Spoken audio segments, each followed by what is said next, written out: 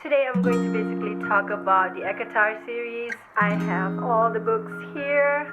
ACOTAR is short for A Court of Thorns and Roses, but it is also the name for the entire series. And this is where things took a turn. You can also read the third book. This one is more of an easy read. It's sort of like a holiday-themed novella. Depending on how you can relate to the character, you might enjoy this book or you might not.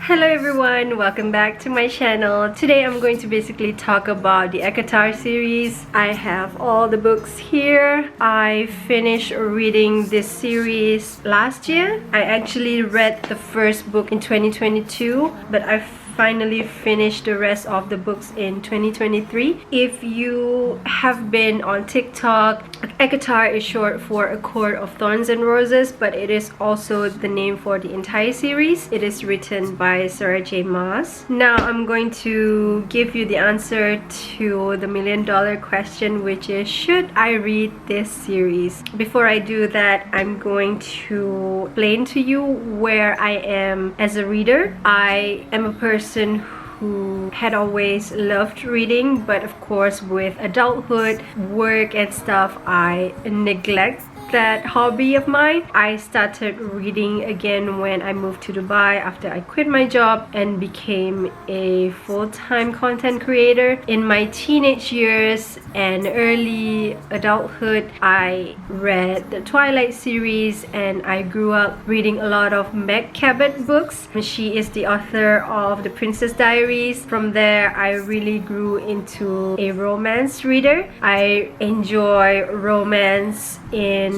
different type of genre. I do enjoy thriller and mystery books, ghost stories. For me to delve into the ACOTAR series is sort of a huge change because I have never fully read a book that is classified as a fantasy. Different from Twilight, I think that because of the fact that the setting is in like a modern day type of setting, it makes it easier for you to get into. But ACOTAR is totally a different type of world building. It involves fairy realms, magic, and with magic it comes a lot of like rules to the magic on how it works and how it affects the characters and how different characters have different type of magic. That's essentially what ACOTAR series is about. But with it being a fantasy book, it wouldn't attract me as much as a reader if it wasn't for the romance part. I feel like the ACOTAR series has a great combination of romance and fantasy. If you are someone who is new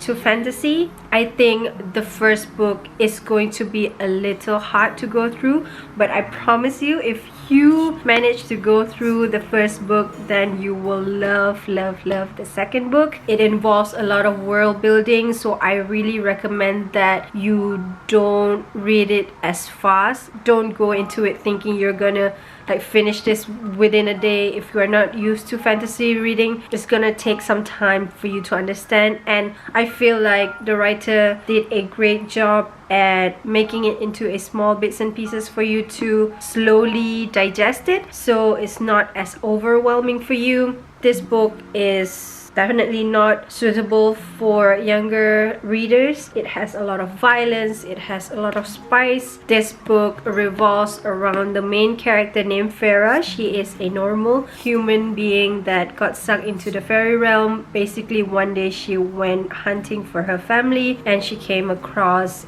a wolf creature who she thought was just a wolf. She ended up killing it, and then one day a beast came into her house. And another thing about this book, it's loosely based on Beauty and the Beast. It's not going to be that way throughout all the series. It's just the first book that reminded me of Beauty and the Beast. So basically, Tamlin is another character who is a fairy or fae. Feyre didn't know this until a little later, but he is basically the High Lord of Spring Court. The fairy realm is called Perithian, and Perithian is divided into 7 courts, one of it being Spring Court, which is talked about mostly in this book. He had to like sort of take a life for a life. Instead of killing Feyre, she had to live her life in a fairy realm in exchange for the life that she has killed. I'm not gonna spoil the rest of the book for you, I do have a video on the synopsis of this book if you are into spoilers. On to the second book. This is where things took a turn. We are introduced to even more characters in the second book, because the first book is sort of a world building. This is more of a character building for me. You get to imagine a lot more courts, mainly the Night Court, more of that continuation of enemies to lovers trope. I think this is the part where people fell in love with the series. I personally think that I fell in love with the series since the first book. And the good thing about this series is that it has a lot of actions. You are not just reading through the books to just experience the romance being the main part of it. Sarah J. Maas really did a great job at making this book action-packed and making the characters very in tune with their emotions, making you root for other characters in the series as well. It is not only involving the enemies to lovers trope, there are like found family aspect to it, which you will end up wanting to be part of that inner circle. There are even characters that you wouldn't think that you would root for, but you will end up rooting for. Do you have to read all the books in this series? I think that this one could be a standalone book, but this one gives the story a great continuation. If you feel like this book is too predictable, this gives such a great twist, especially in the beginning. The first few chapters really made my jaw drop. If you decided to read the second book, you can also read the third book.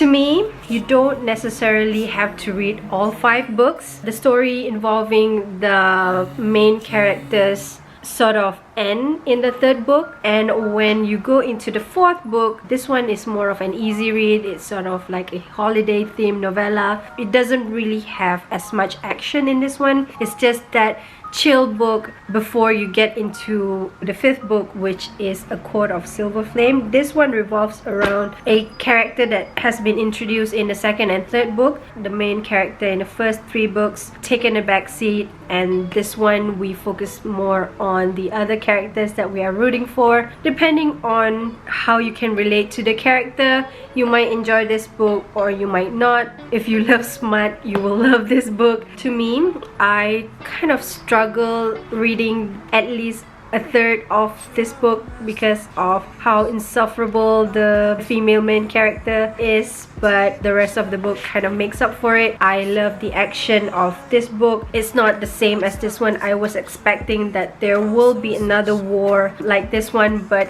it did happen, but it happened differently. I kind of love that about this book, that it's not an exact copy of each other happening just in different font. It feels like the author really planted a good seeds in the first few books in order to build this book up. In a conclusion, I would really recommend this series, but at a certain point of this book, I feel like I want to go through it really fast because I want to know what happens next, especially from the second book to the third book. But after the third book, I feel like I need a little bit of a break. I think that's the perfect timing for you to go and grab another book. Get something light, sort of a palate cleanser type of book for you to read between the third and the fourth. You could even do that after the first book.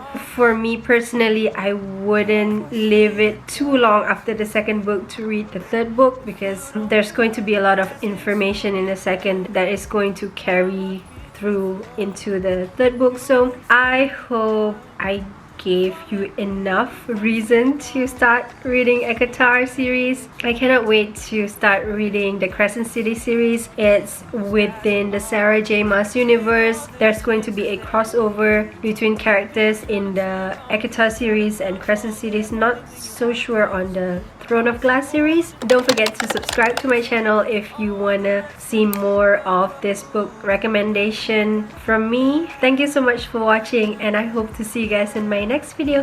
Bye! Souls connect so physically, yeah. Da da da da da da da da da da da. Come to shine like laser beams. Wanna feel your energy, yeah. Got me singing up the block. back like ooh la la. Got me feeling all stuck like oh na na, oh na na na, ooh la la.